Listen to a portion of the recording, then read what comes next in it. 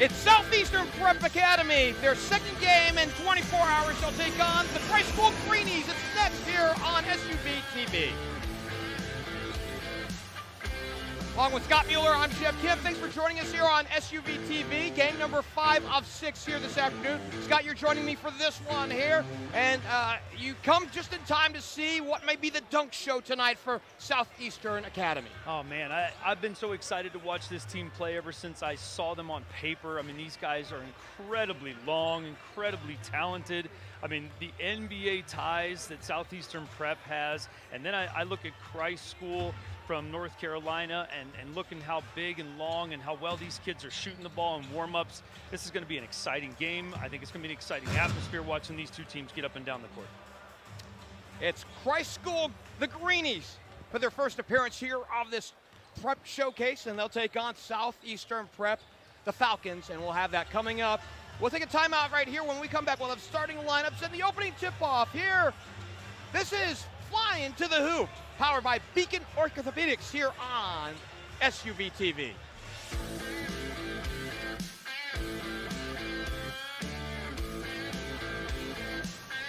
Just mere moments away from the start of this one here in Kettering at Brent Arena on the campus of Fairmont High School. Along with Scott Mueller, I'm Geoff Kim. Thanks for joining us here on SUV TV. Before we get to the starting lineup, Scott, again, we alluded to the dunk show, and maybe we're calling Kettering Dunk City now after what we just saw with Wasatch Academy the last game, and then the prior game, of course, last night with the Southeastern Academy Falcons that we're seeing here this afternoon. Yeah, I mean, the way these kids can get up off the floor, I mean, their height alone, their athleticism, both sides of the court here. I mean, these kids are flat out jumping out of the gym right now. And, you know, again, the athleticism, the sheer momentum that these kids can get up off the court with, I'm excited. I mean, it's electric. It's absolutely electric. I'll give you the starting lineups here while we have a moment. First for Christ School, the Greenies are 14-3 out of Arden, North Carolina. That's near Asheville. Their head coach is Josh Coley in his 5th year. The guards, 3 guards here. 2, Kingston Whitty at 6'2", 165 pounds. A senior, he'll run the point. Along with 3, Tyler Jones at 6'3", 185 pounds, a senior. And 4, Dason Petty at 6'4", 180 pounds, a senior. Up front, it's 0, Trevor Manhertz at 6'8", 185 pounds, a junior. And 22, Hudson Hatch at 6'10", 200 pounds, a sophomore. On the other side, for Southeastern Prep, the Falcons are 25-7. Their head coach is David Peavy in his first year with the program after a long stint in Texas. The guards are 0, Beckham Black, he'll run the point at 6'4", a junior. And 24, Anthony Cruz at 6'3", a senior. Up front, it's 4, CJ Rosser Jr. at 6'9", a junior. 14, Tony Bryant at 6'9", 215 pounds, a senior.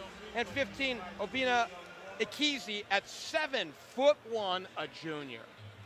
They make him large wherever they're coming from. In the case of Ikizi, he's from Lagos, Nigeria. Yeah, these kids are going to put the ball in the basket. There's no question about that because, I mean, these kids are average. They got 4 kids on both sides of the ball. They're averaging double figures. A couple of these kids are teetering on the end of putting the ball in the hole for upwards of 20 points a game. So, I mean, there's no doubt in my mind the ball's going to go in the hole quite a bit. In the case of Tony Bryant, a night ago, a game-high 24 points. He was 11 of 12 from the floor. The only miss he had was from behind the three-point line. He also had, if I counted correctly, 5 dunks last night. Yeah, I don't doubt that for 1 second. I mean, these kids are they're getting downhill, they're getting the ball to the basket, taking short-range shots. I mean, they're just that athletic. Well, and how good were those shots last night?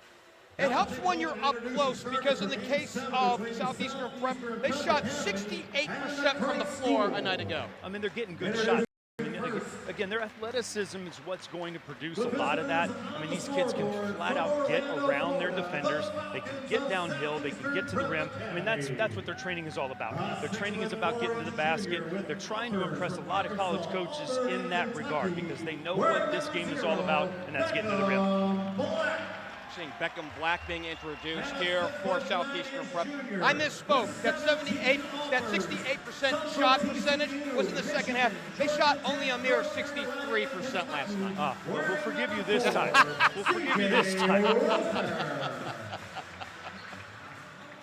Their assist to turnover ratio last night, 27 to 10. You know, that's the other thing about these prep schools. You know, so a lot of times people will think that this is about selfish basketball. It's not. Prep schools are very well coached. I mean, on both sides of the ball, these coaches are teaching these kids to share the basketball, because that, too, is what college coaches are looking for. They really don't want one-dimensional athletes. They want kids that are willing to come in and be a part of a 5-person moving machine.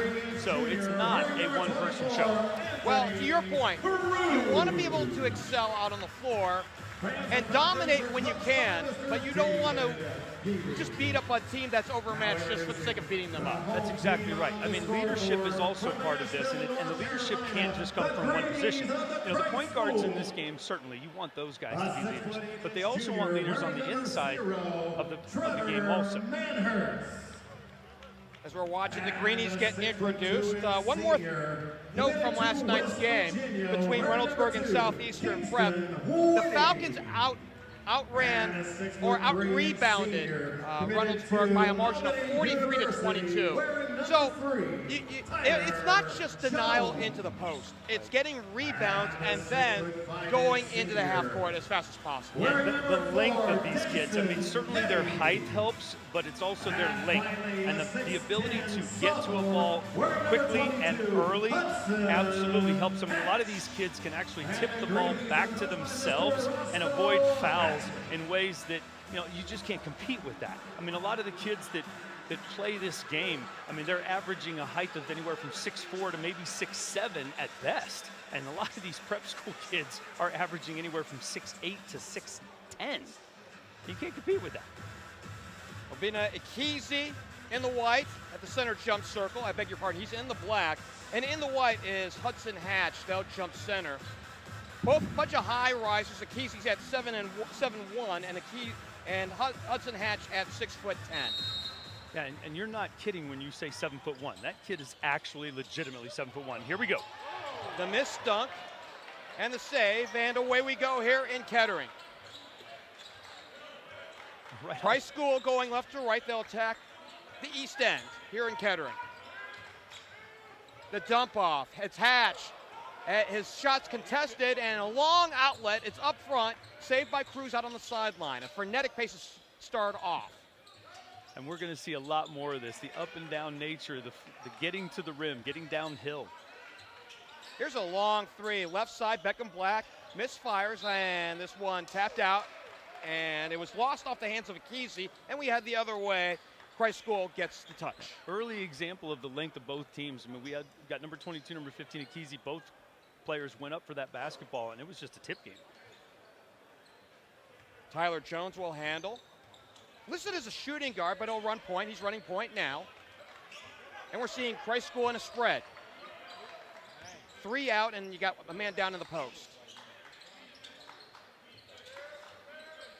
Most of these teams are going to run more of a spread out type offense where they clear out the post, nobody down low, and then they're going to start cutting into the paint. A lot of screening action. And I understand the rationale when you don't have bigs the way other schools have. Here's a three off the left side, and the first score is on the board for Dason Petty. A lot more schools are listing their players more as guards and forwards and not as much as centers, because the game has changed in a lot of ways. Here's a 15-footer. Too long. Ikezi tried to get it. No good. And here comes Price School with the lead and the ball. 3 off the left wing. Knock it down. Trevor Manhoots logs on. And without hesitation, Southeast Prep is right up the floor, hitting another shot in transition. 3 to 4 seconds later, back on the board. That's Cruz with the bucket, 6-2, and finally, Southeastern Prep is on the board themselves. Nice step around for Manhurts. He'll take it to the rack, as denied by Ikezi. It'll stay up front. Ikezi last touched it out. And 2 minutes gone on by. Beg your pardon. Go ahead. That's all right. You notice in their bigs are stepping out and shooting the ball almost right away, because again, this is where the game has shifted, and that is that the bigs are stepping out and playing more of that shooting forward, the power forward that can step out and shoot. Jones to Petty, back to Jones. Center jump circle. Cruz has the assignment on him. Off the high screen, now has a step back to Manhurts. Whitty, who you were talking about prior to our broadcast, gets a touch, and I think everybody's got a touch now. So a lot of high screening action. You're going to see the bigs setting a lot of high screens and pop, picking and popping. Here's the running floater.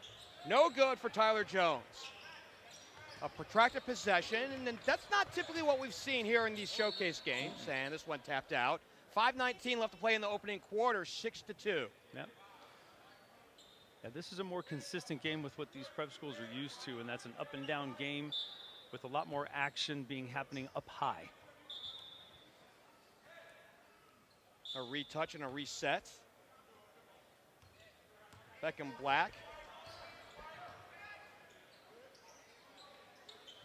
Beckham, one of the junior 5-stars. I mean, he's been outstanding.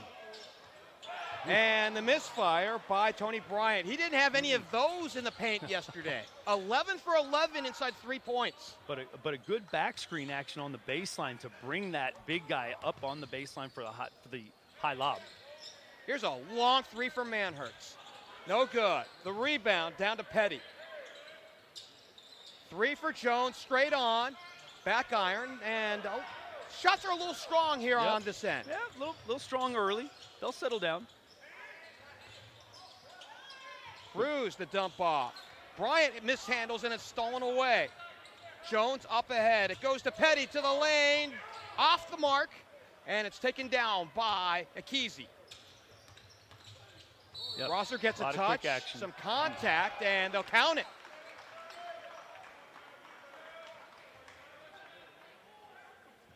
Yeah. Foul number 4, C.J. Rosser for the Falcons. Oh, it's an offensive foul, beg your pardon. Yeah, no, you know, I had that same thing that you had. I thought they were counting the basket too, but yeah, I think it was an offensive foul. Well, I didn't see the offensive infraction, and it was just a hair outside of that block charge area that you typically think of that can go either way, but it goes against the offense. Yeah, I agree with you. I think in more cases than not, that probably would have been a continuation and a basket, but. It's Whitty. Gives it up, gets it back. Kingston Whitty at 6'2", 265 pounds, a senior.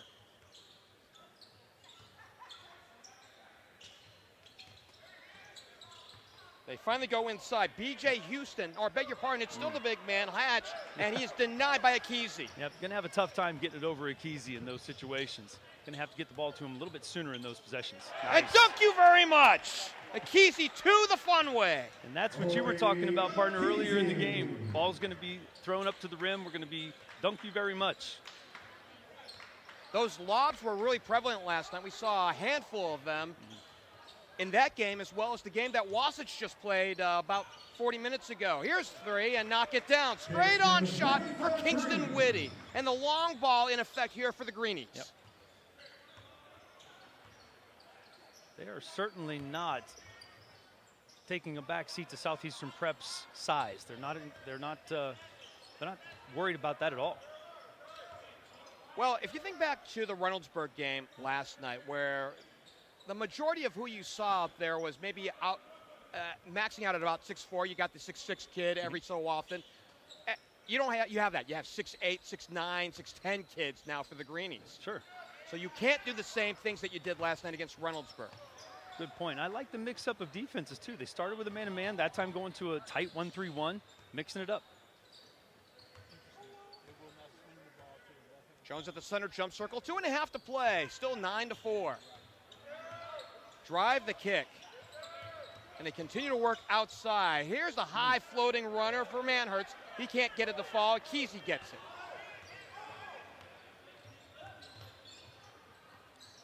The pace of play almost makes me feel like some substitutions probably ought to be in the mix here soon. And Good. one! Wow! Good night. Acrobatic in the air. Tyler Jones went to the right hand as he was getting fouled. He'll go to the line after completing it. Such an impressive athletic finish on that play right there. Yeah, that's the kind of effort that's going to impress college coaches for sure. Being able to have strength like that to not only make that kind of a move, but then have that kind of finishing. Well, the finish over at Kesey, that's a miracle right now at 7'1".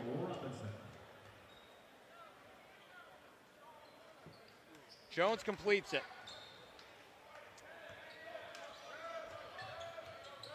12-4, just under 2 to play here in this opening quarter. Surprised?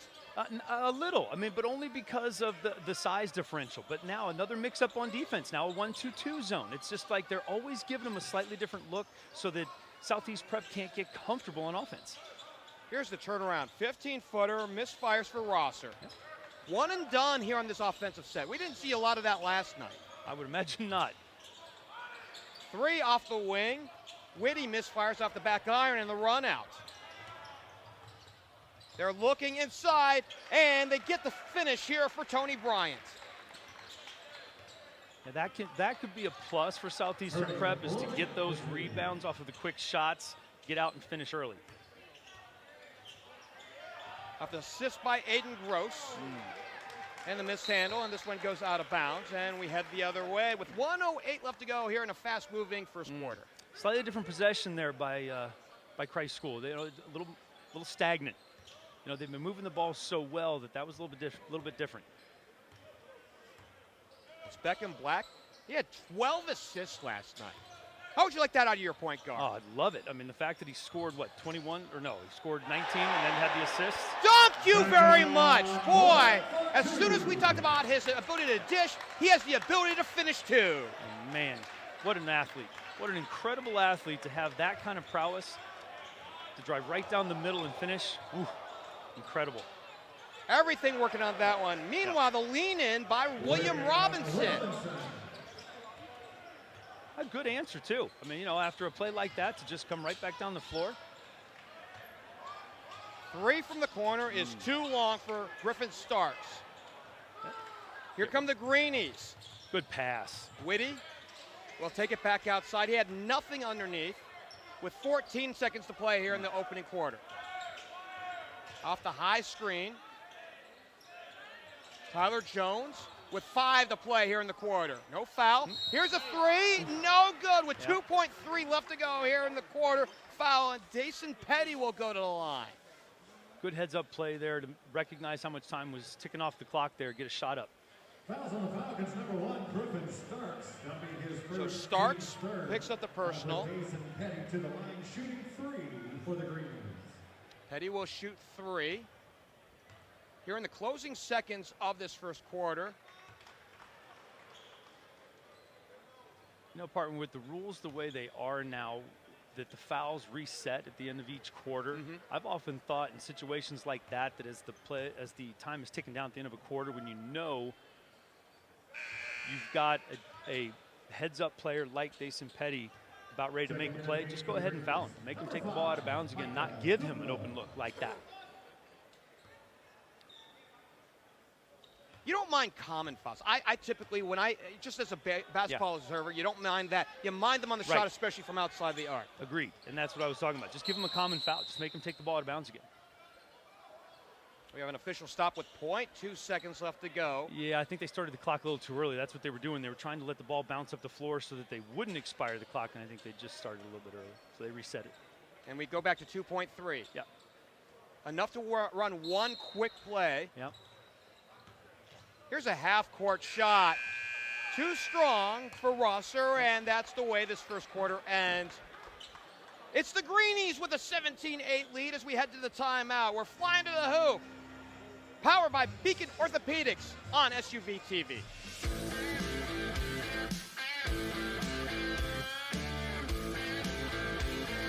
Set to start the second quarter here in Kettering, and the Greenies lead at 17-8 over Southeastern Prep.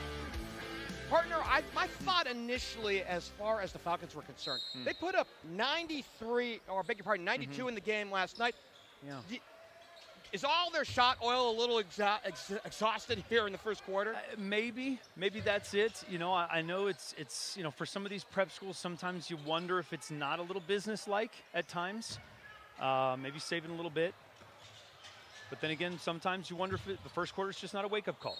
You know? Black jumps it down low. Off the hands of Akizi, we head the other way. What I'm trying to say is, can too much of a good thing in one game lead to a little bit of a slowdown the next? Yeah, for sure, especially when you're turning around and playing 24 hours later, maybe even less than that.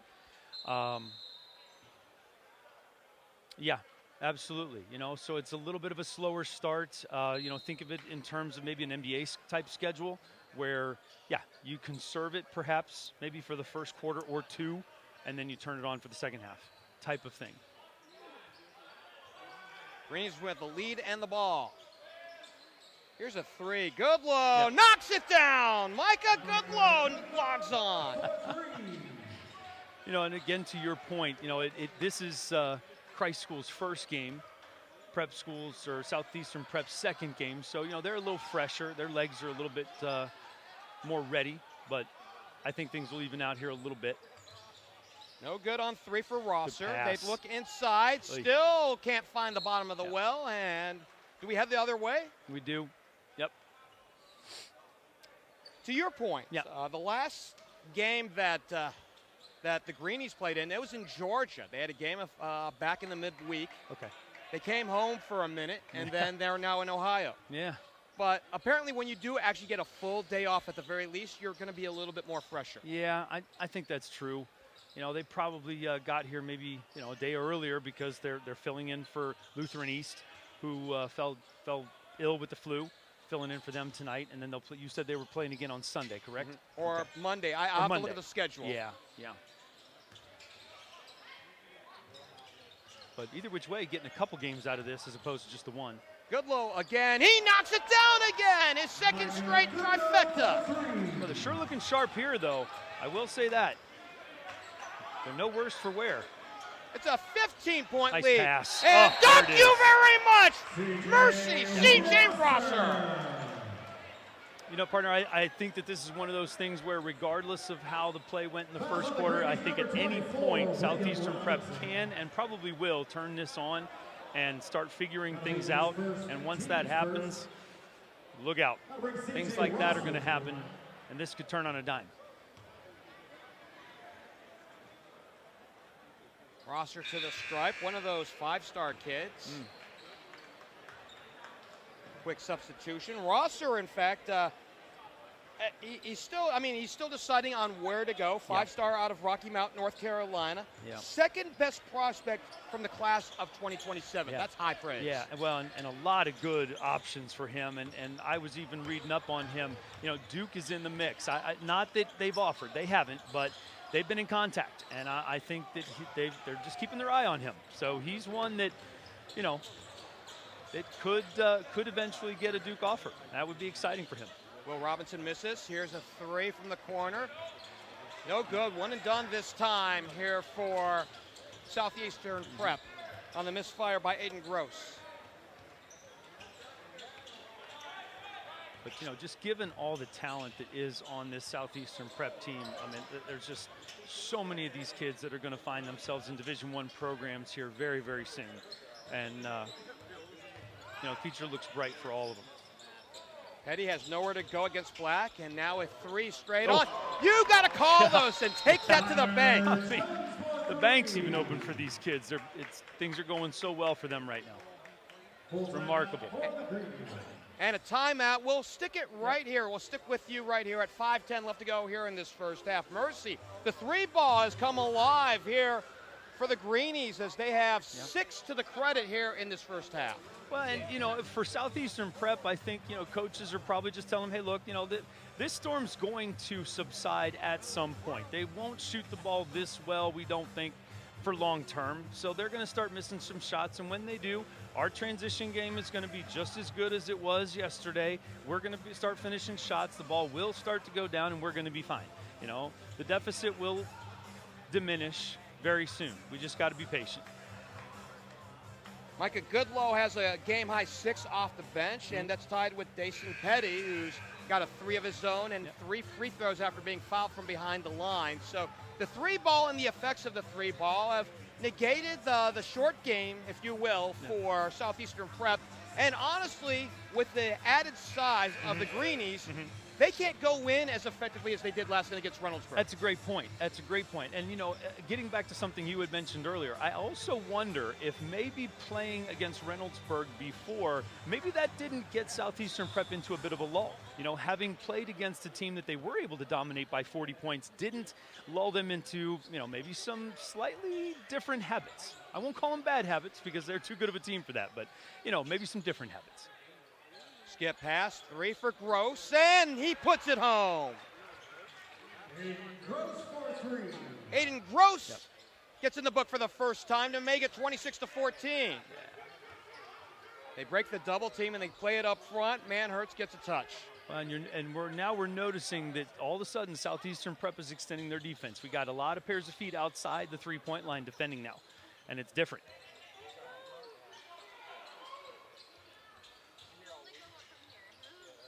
Good pass. Oh, Robinson denied. Danger Will Robinson. Danger Will Robinson. And man, that's tough to shoot over. 7-1 is tough to shoot over. Now we got back-to-back threes. Aiden Gross again, his second straight shot, his second straight make. And just like that, a 15-point lead is down to 9. 26-17 with just about 4 minutes left to go here in this first half. It's Jones, the drop off, he gets it back.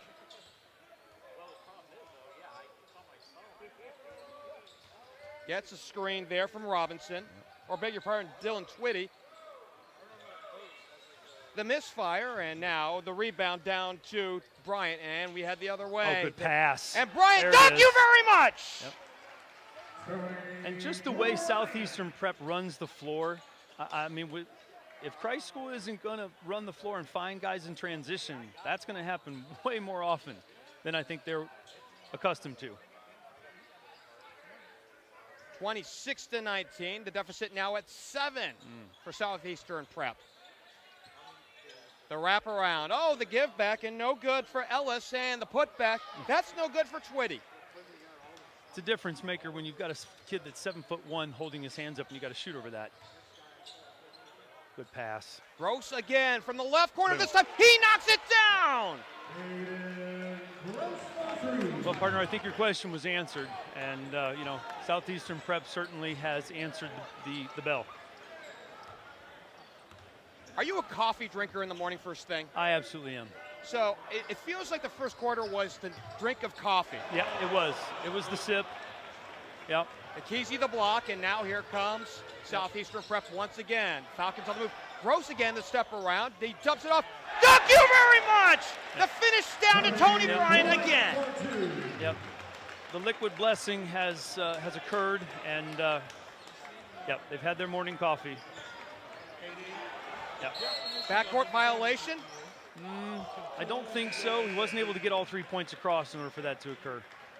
A 2-point ball game with 2:18 left to play. How about Aiden Gross there? He disdained 3, created on the floor, outside the lane, and then when he saw Bryant come down open on the baseline, he knew how to finish. Well, and when you hit 2 threes from that same exact spot, they've got to respect that, and they've got to come out, run out, and he just turned it into 2 for his teammate. But that's what leaders do. That's what leaders do for their teammates, and that's what's going to electrify college coaches and want him to come and play for their school. Witty checked by Kellen Cantrell, who's in the ballgame. Love the headband, by the way. Yeah, I do. That's a nice touch. It's Manhurst who got a quick touch. Over to Goodlow. They feed inside, and a foul down low as newcomer Cantrell came over the back of Goodlow.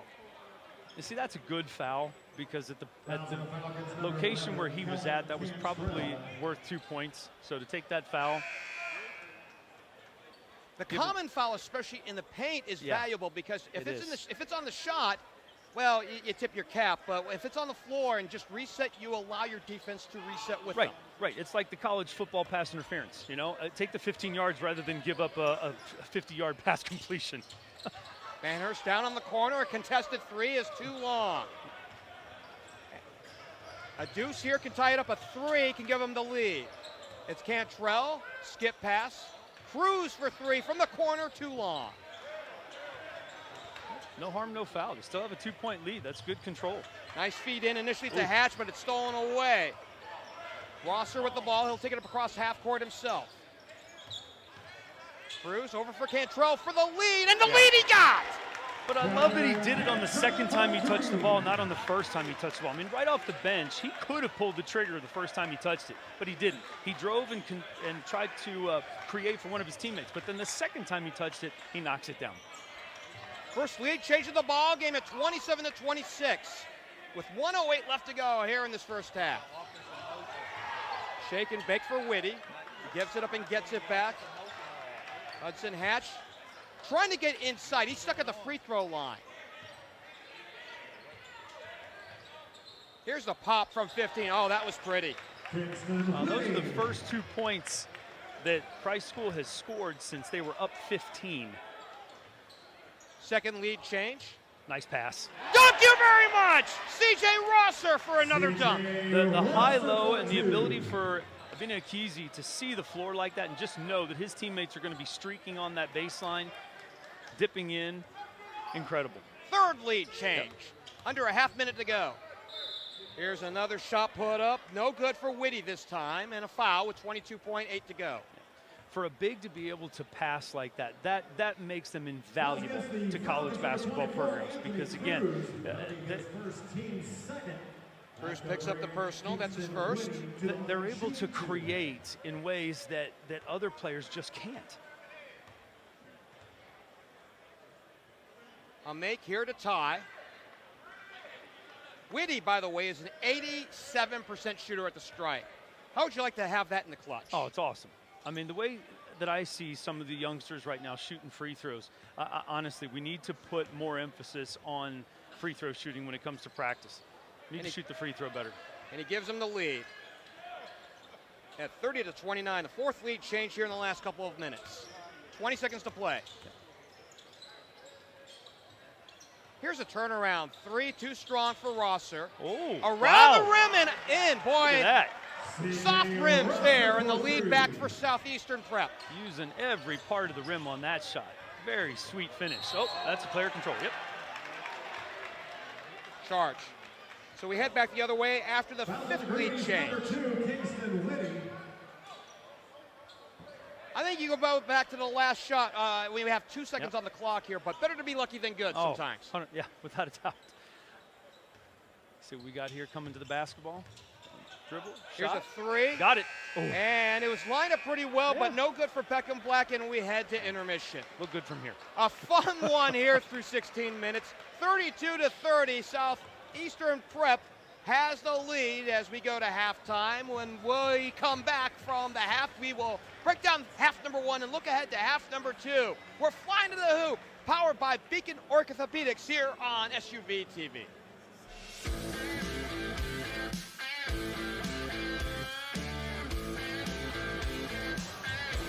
We're just mere moments away from the start of this second half. 32-30, Southeastern Prep leading Price School.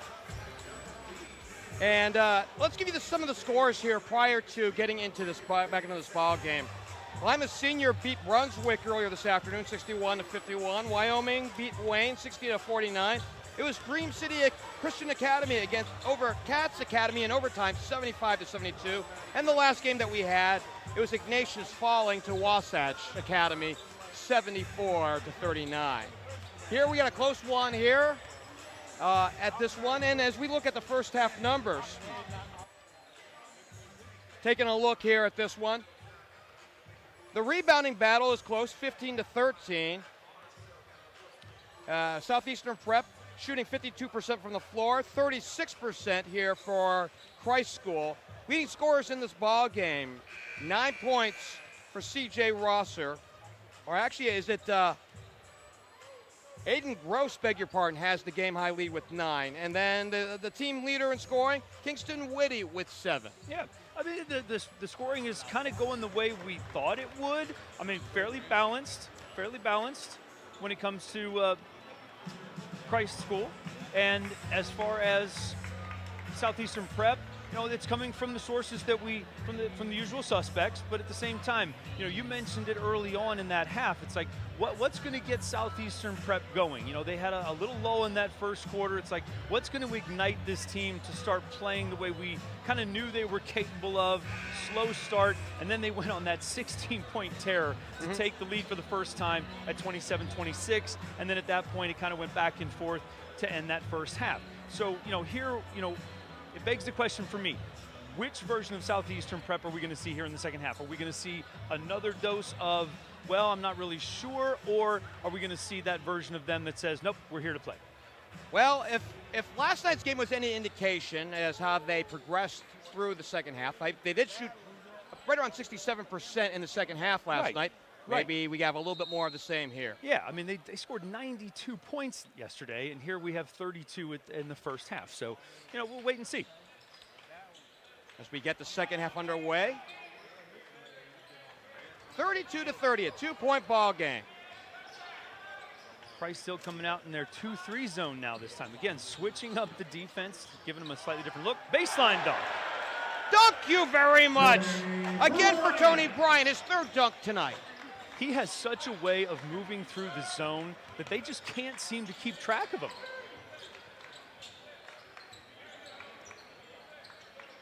I recall Jones is heading to Missouri. He's already committed. Yeah, that's exactly right. You're 100% correct. There's a drive, the put up, no good for Petty. The rebound to the big kid, Okezie. 3 from the wing. Off the mark, and Okezie fills the lane, gets the rebound. Good look. Okezie, thank you very much. And I mean, when you have someone that's 7'1" and you can throw a ball that hard towards the rim, and all he has to do is catch it and throw it down, unbelievable. Well above the rim. To lead it by 6. Yeah, outstanding. That makes it really easy. I could probably average 12 assists if I could throw a ball like that too. The runner and good. Tyler Jones for 2 more of his own. Really nice touch, too. I mean, when you have to shoot over someone that's 7'1", that's some really nice touch. Again, that 2-3 that you pointed out. Yep. Little paradigm change to open up half number 2. They move really well out of this, and I like the shifts that Southeastern Prep does. Rosser for 3, he knocks it down. Super smooth, I love his stroke. I mean, and he's effortless with it. The most fun we have with offensive basketball are dunks and threes, in my estimation. Here's a long 3, and no good off the mark for Manhertz. C.J. Rosser right there. I mean, he's able to contest out on the three-point line, and then he's able to get to the rim and get the rebound. Long 2, and put it home there for Kingston Whitty. Yep. Or was he behind the line? He was. Yeah, they called him behind the arc. Ooh, nice job filling the lane for Beckham Black. I thought that was Black there. It was Black. I think the announcer got it wrong. That was Black. His brother playing for the Orlando Magic. 3 again for Rosser. He knocks it down again. Same spot, Zach, same spot. Price School just not able to get out to him. What was once a 15-point disadvantage is now a 9-point advantage. Yeah. What a turnaround. Well, the question's been answered. Seeing the version of Southeastern Prep that we saw in the second quarter, not the first quarter. Yep. Good ball denial. Taken down there by Black. Black leaves it. Oh, Bryant, thank you very much. That was 14 and not 15, so that was Bryant. Yep, that was Bryant. They did call it Okezie's name. Nonetheless, it's a double-digit lead for the first time for Southeastern Prep in a timeout. Yeah, and when things move that fast, I can't really blame the announcer for not knowing exactly which player's getting the dunk and which one's not. Man, these kids are so athletic, and they move so fast. By the way, guess who we haven't seen here in this ballgame? Jackson Richardson, who's another prospect on this team. ESPN has him 15th for the class of 2026. Right. He's leaning towards Creighton. Right. We haven't seen him yet here in this prep showcase. Now, to be fair, I haven't seen him in the last game either, so, he might not be here. Yeah, begs the question. He may not have made the trip with the team. Maybe there's an injury. Maybe there's a reason for him not making the trip. But yeah, that's it's unfortunate for the fans just because he is such an interesting story with his dad Jason Richardson being such a phenomenal NBA player in his day. But yeah, I would have loved to have seen him play as well. But we are seeing such incredible talent even without him here. On the reset, here's Tyler Jones. What a complete turnaround in this ball game. A 180 wrap around, and it's off the mark. It looked like it was initially tapped up by Bryant, last touch by Dason Petty, and we do head the other way. Yep.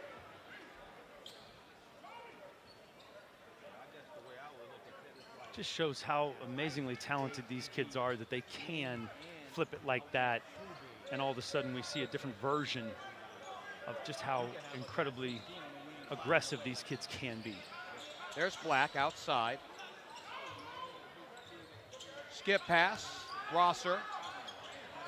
His fellow junior, and another three. He's hitting everything right now in the second half.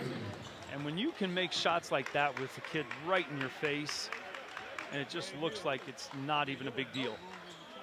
His third tray in 4.5 minutes, his fourth tray overall. Here's a three off the catch. No good for Kingston Whitty.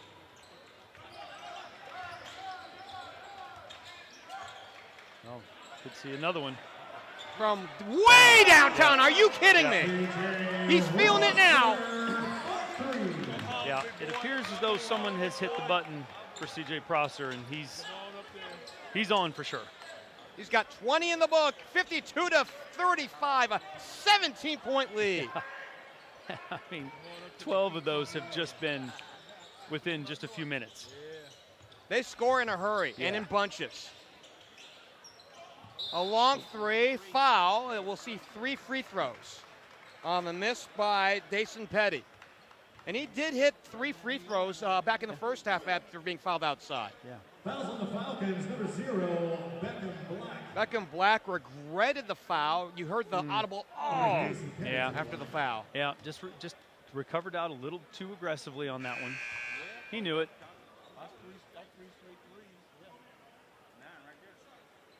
See mass substitutions at the scorer's table with 2:53 frozen on the clock. Yeah. But that's what's nice about having so many good athletes on these clubs is that you can have mass substitutions. These kids get up and down the floor so fast, so frequently. Especially on a floor like this, 94 feet. It's going to require these kids to change, almost like hockey. It's got to be like a line change. Get these kids in and out of here. That's the first miss here this evening for Dason Petty at the line. 5 for 6 at the stripe.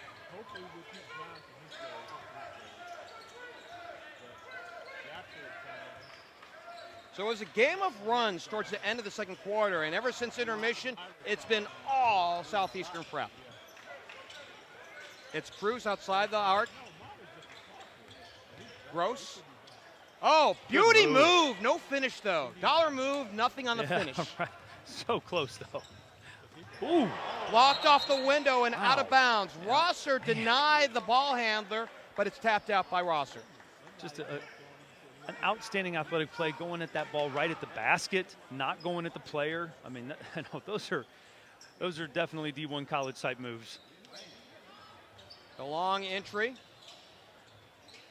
With 2:15 left to play. We've slowed down a tick, by the way. I know we've had a lot of action, a lot of quick movement, but it's plays like that as they try to work in on Hatch, and it's off his hands, and we go the other way. What I'm trying to say here is, despite the frenetic action with no finish, the game seemingly slows down just a tick. A little, yeah. I mean, fatigue's always going to play a factor for these kids. I mean, they are high school athletes after all. The training is a little bit different. Once they get to college and this becomes a different component for them, then they build their bodies in a slightly different way. And even I'm not familiar with what that is exactly, but I do know that they build them. They build them bigger, stronger, faster, and these kids become a different version of themselves. I mean, I remember even when I played college ball, I became a better basketball player. I just did. It was natural. Fouls on Jaden Wilkins, and off the entry. And they come back in, and Kellen Cantrell, headband and all, is back in as well.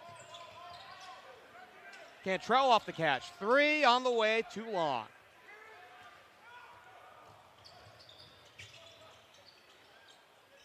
I'm a big fan of flow and headbands, as somebody who has neither. And me who can't sport one for the life of me, without a doubt. I cannot pull off that look. Nice work in by Jones, but he can't finish as he got the ball taken away from him. But well defended by Southeastern Prep to not foul in those situations.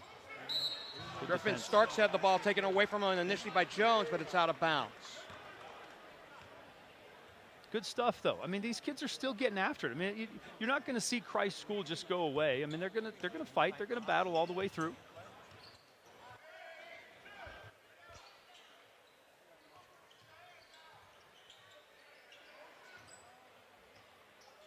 It's Cantrell with the ball. Out to Gross. They keep it outside around the arc. Some contact as Starks was making his move. Partner, you mentioned the fatigue level. You know, the defense that these kids are playing now. As much as I know they would like to move their feet, you're going to see a lot more of that handsy type defense, just like you saw right there. It's just tougher. Ball's loose, and it's taken away into the hands of Goodlow. In the lane he goes. To the rack he goes. He missed the shot. And the rebound down to Jaden Wilkins. He plays up ahead. Cantrell to the rack. Misfires off the window and rebounded by Hudson Hatch. They play very quickly up front. Goodlow to the rack again. This time he scores and one. Micah Goodlow. These are moments where, yeah, the moves to the basket, the athleticism, but these kids are getting tired. You can definitely say, you already mentioned it, you know, it's ticked down just a little bit to the point where it's slowed down some. And now we're seeing a little bit more in the fouls department. Fouls on Wilkins. That's his second. By the way, Wilkins had 17 off the bench a night ago. He was a perfect 5 of 5 from behind the three-point line. See, I love that. I love when you have kids that can come off the bench and be that super sixth man, be that electrifying component. That just makes it so tough for teams to scout you, teams to prepare for you when you've got someone like that that can come off the bench and electrify. Jackson Flint in, and he dumps it back off. High arcing shot off the window. Gross no good. The rebound to Flint. He can't get it to fall. And Hudson Hatch gets it. Is he the only starter that's in? I believe so. And a foul with 12.6 seconds left to go. I got to tell you, with the way things have gone, as Griffin Starks picks up the personal, with the way things have gone with the lack of good field goal scoring and frenetic action, we've just gotten sloppy here in the third. Yeah, a little bit. You know, that can be a component of a lot of different things. Certainly, to your credit, you know, you mentioned the fatigue level. These kids that are getting up and down, you know, third quarter. But you know, here we've got 12.6 seconds. I think we're going to see some substitutions in for the fourth quarter.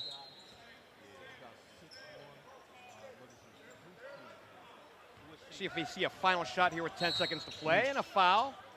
Not a bad foul, yeah, given that there's 2 on each side, no, 3 on each side. You know, that one gave them a freebie. Like you were saying, the common fouls, we were talking about that earlier. That was a nothing. Aiden Gross picks it up, that's his first. 9 seconds left to play here in this third. It's a good entry. Tyler Jones throws it up off the rim, and a foul as well with 6.8 to go. Fouls is number 5, Hayden Gross. Gross picks up his second, and we'll see 2 shots here at the line. His second, team's 5th. So, you mentioned a line change not that long ago, and I feel like we'll see the starters for both teams really come back in the fourth. I agree. I think this is more an opportunity for those starters to get the rest so that they can come back and be a little closer to full strength. Not that they'll be full strength, but closer to it. Get to the game for the Falcons. Number 0, Beckham Black. Speaking of starters, Beckham Black's in the ball game as he takes the place of Jackson Flint. Yeah. And I think that's more for an offensive component now that they're, looking to transition into offense. Back in iron out. Black, the newcomer. Oh. Nice spin, dribble hit. Lost the ball to Petty. Petty fills the lane. No good. The wraparound, and the shot will not be off before the buzzer, and we head to the all-important fourth quarter. Indeed. Southeastern Prep has a 52-41 lead. Back with a fourth when we return on SUV TV.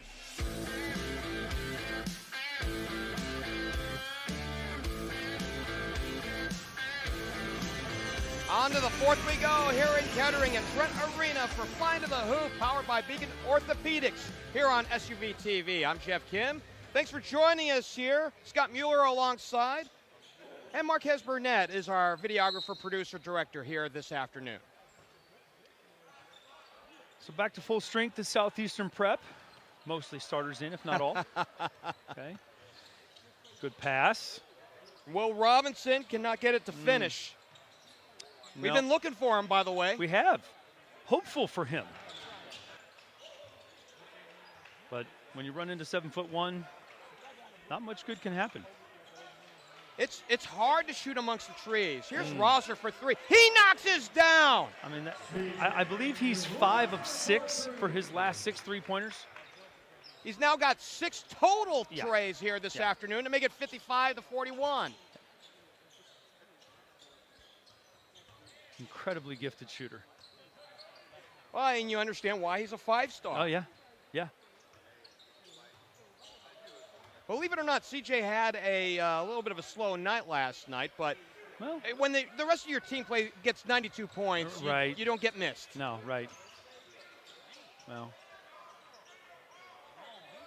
Rosser, by the way, on that last hold of the ball, he looked like he wanted to attack the rim instead of take his pull-up. I don't blame him. Oh, here it comes.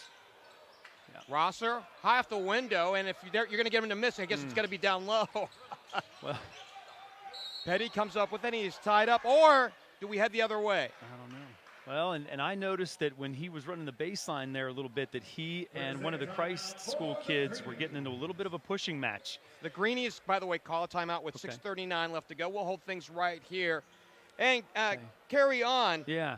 Well, I just noticed it. There was a little bit of a pushing match. The referee saw it, didn't call anything, opted not to stop play, and I don't blame him.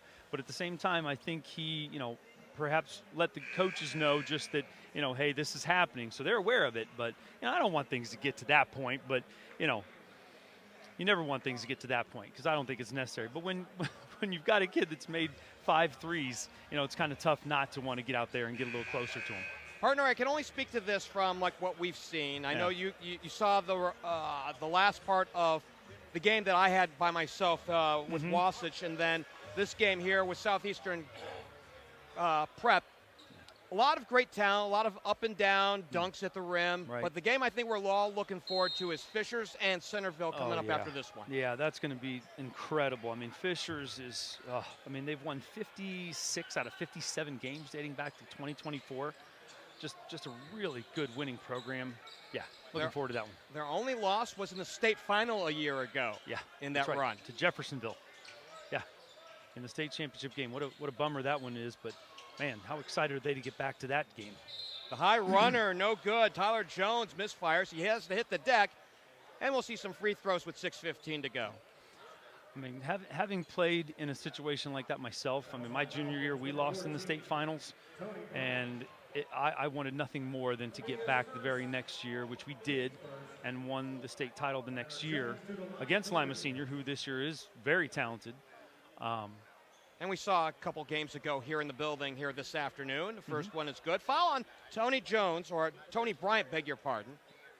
And it's Tyler Jones at the line who gets the first.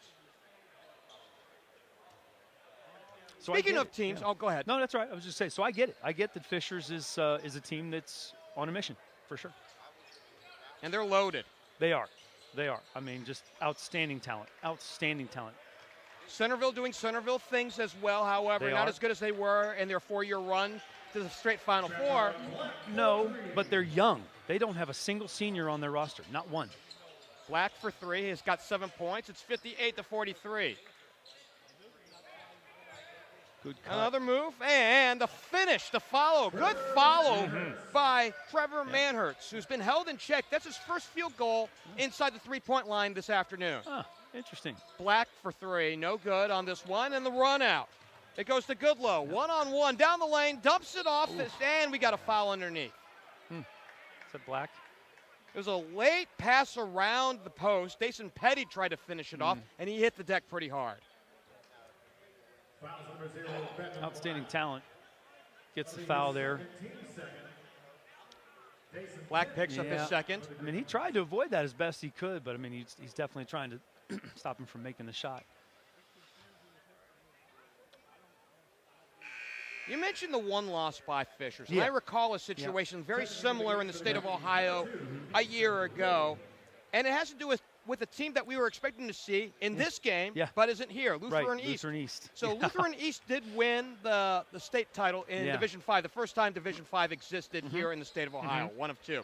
Right. And they'll stay up front. The team they beat was Columbus Academy, who was perfect until the state final game in Dayton. Right. Yep. And man, what was it? TJ Crumble just crumbled their hopes. By the way, Micah Goodlow logs on again, his third trifecta. Give him 9 to cut it back to a single-digit lead at 58-49. It's not over yet. It's not. It's not. They're going to have something to say over whether Southeast Prep goes home 2-0 or not. Rosser, the handoff to Black, junior to junior. Both five-star kids. Both getting recruited by some of the same schools. UC, Arkansas. Agreed. Kentucky. Yeah. Could you imagine both these kids in the same place? Right. I mean, and a lot of these kids, I think, probably will be teammates at some point or another, but they're on opposite sides tonight. We have a timeout. 30 seconds. It's charged to, it looked like Southeastern Prep, and we'll hold things right here with 4:43 left to play here in this ball game. Yeah, I think this is one we just talk a little bit about the fact that, things could start to get a little pushy just because it's a close game. But, got to keep our composure here. Nothing silly.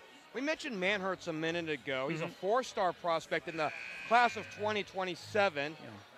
Rated as the third best prospect in North Carolina. You mentioned back in the first half, if I recall, Duke's looking after him. Yeah. Indiana, Louisville also on the inside track to get him. He's good. He is. He's very good. And, he's going to have a lot of good choices. I think this is going to come down to what's the right fit for him. Who's going to have who's going to have the opportunity for him to play kind of right away. I don't foresee him being the kind of kid that's going to want to come and play a subsidiary role. I think he's going to want to try to fit in almost right away. But a lot of these programs nowadays, I mean, they're kind of, I don't want to call them one-and-dones because I think that's unfair. But at the same time, a lot of these kids are moving on or, with the transfer portal the way it is, things change very quickly. Cruz and Black playing pitch and catch. No shot clock here in this ball game. Yeah. Take their time. Slick. Runner, no good for Rosser. By the way, if he's not shooting threes, apparently he's not going to hit here in the fourth quarter. I guess not. I've been looking for them to make those baseline slides again, get that dunk going to the basket, but we haven't seen one of those in a while.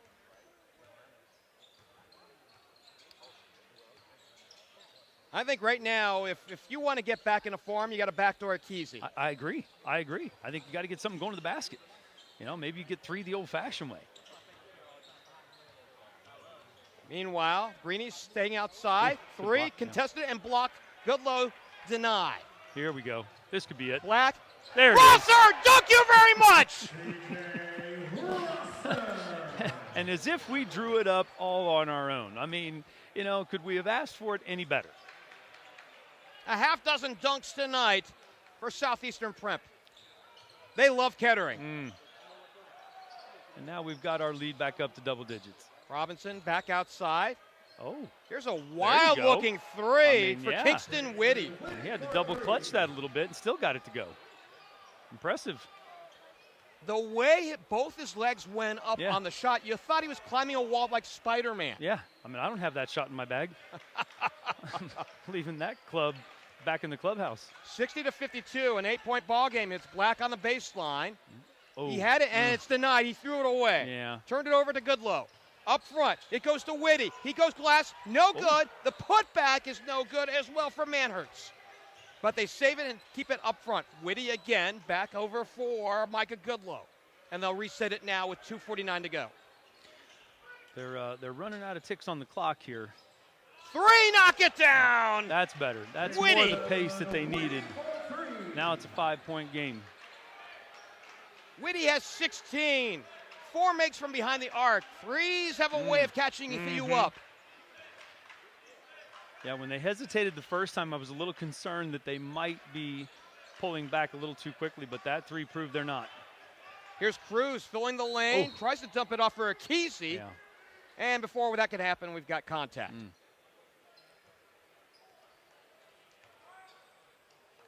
Yeah, I still feel like the action downhill and possibly getting the ball to your bigs for strong finishes, that's what could be the difference maker here, because Price School can shoot the ball. They've proven that. Beg your pardon. Will Robinson the foul and the free throw for Cruz. He's at the line. Couple substitutions here for Christ School for the Greenies. Waiting at the scorer's table, pending the free throw. Yep. Bring a little more quickness. Not that it's incredibly quicker, but nonetheless. So Hatch back in, Petty's back in. More offense there for the Greenies. Indeed. Who, by the way, may have my favorite mascot name of all time. And a timeout charge to said Greenies with 2 minutes and 10 seconds left to go. Okay, partner. Yep. On that note, right, I think about the Stanford Cardinal, which is a tree. So, the physical manifestation, instead of a bird, it's a tree. I don't get it, but it still works. Right. I don't know what the Greenies would actually be. I will tell you this. Yeah. I will tell you this. Okay. Take a deep breath here. Okay. And go with me on this. All right. And try not to get me in trouble as well. Okay. Greenies back in the day were a metaphor for what? Amphetamines back in the 1960s. Okay. All right. So I'm not saying that their mascot should be a pharmaceutical. Okay. But there you go. Okay. Well, I'll do you one that may not be quite, or that might be a little bit more school appropriate. I mean, I've seen Greenies as being dog bones. Okay. The Greenies that are the supposed dental treats for dogs. Okay, they call them the Greenies. Not that that's necessarily any better, but at least it's school appropriate, and I'll go with school appropriate. I will say it's a better choice than mine. I mean, I'm not exactly sure. I mean, I would actually have to go to the website and see if what their school mascot actually is. I mean, it very well could be a tree. By the way, as we wait for both teams to get back on the floor, are you a fan of Genesis, the band Genesis? I am. Huge. So there's a Love song. Phil Collins. So there's a song, Turn It On Again, and right now, because of that, I'm thinking about that for Southeastern Academy.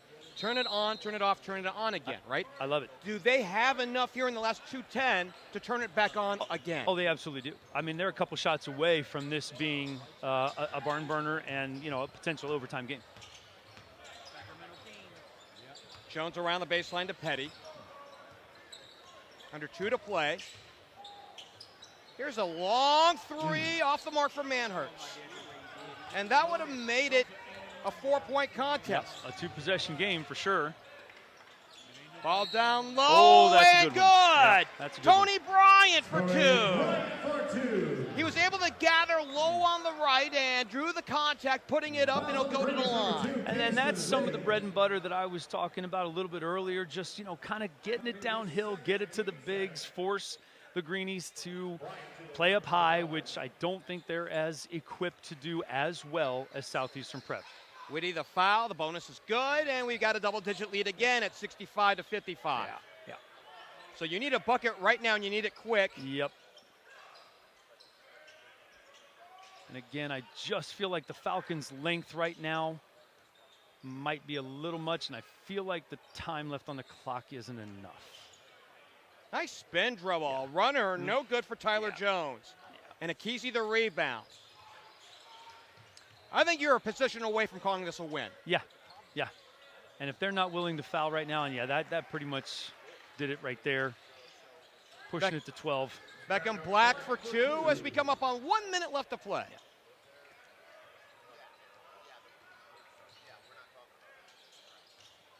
step around. Man hurts straight on gotta 3. go. Off the mark. Akizi the rebound. Yeah, that had to go. That had to go for this to have any chance. And now I think Here's Black. Ooh, there you Thank go. you very much. The exclamation point to Akizi. Yep. Now all of a sudden, 7 goes to 14. That's a good There's shot. a long 3 for Manhurts. And that's a as good we shot. had mentioned right during the timeout, the Genesis song, Turn It On, Turn It On That's Again. Right. Turn it on again, yeah. I mean, it's back to 11, but, time is not on their side. No, yeah, I mean, it would take something out of Reggie Miller's playbook to catch up at this point. Yeah.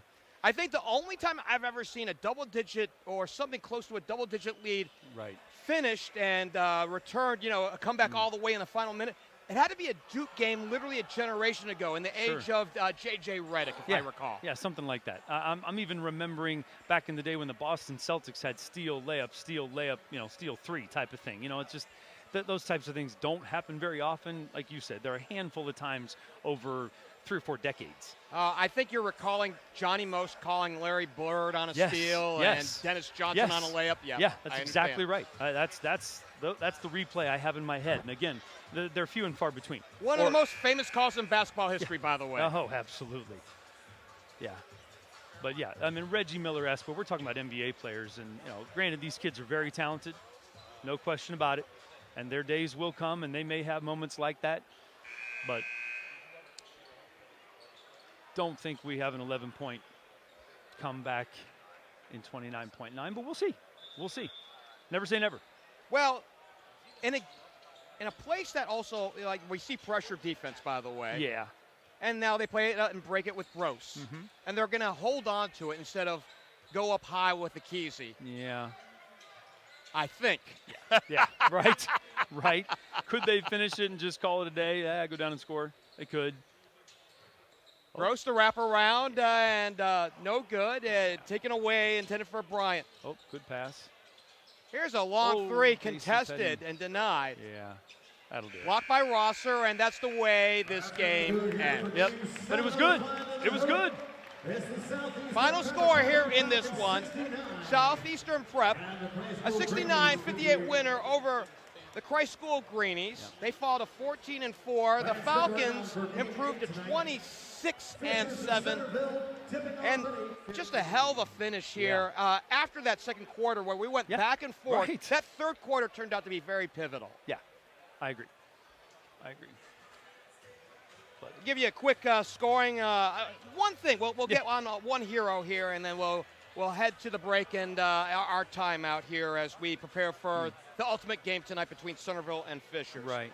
C.J. Rosser had an exceptional day, 6 trays, as we're counting up 25 points to lead everybody in scoring here this afternoon. His shooting in the third quarter certainly turned this game into Southeastern Prep showcase. 2 from here right in front of us and then 2 from the other side that just, in my opinion, separated Southeastern Prep from Christ School and put this game, I don't want to say out of reach, because again, like you were saying, turn it on again, turn it off again. Christ School had their moments, had their opportunities, but unfortunately, it got away from them a little too often. Final thoughts on this one? I liked both teams. I think they're both very talented groups. Southeastern Prep, a little bit too much, even though they played 2 times in 2 days. I'm looking forward to seeing North Carolina play again on Sunday or Monday, whenever they play again. I think they're a very talented group. They have the early game. You and I will not have it. It'll be the early game on Monday at 11:30. Christ School will take on Iowa United. That should be a fun one. That should be at 11:30. Yeah. But the game that we're looking forward to is the nightcap here. Yes. It's Centerville and Fishers. We'll have that in about 30 minutes from now. Here Again, we the go. final. Again, the final here in this one. Southeastern Prep, the Falcons, improved to 26-7. They win it tonight, 69-58. Christ School, the Greenies, fall to 14-4. Thanks go out to our producer, videographer, Marquez Burnett. For Scott Mueller, I'm Geoff Kim. We'll see you in 30 minutes for the nightcap in this one here in Kettering at Flying to the Hoop, powered by Beacon Orthopedics. We'll see you in 30 here on SUV TV. So long. Yes, sir.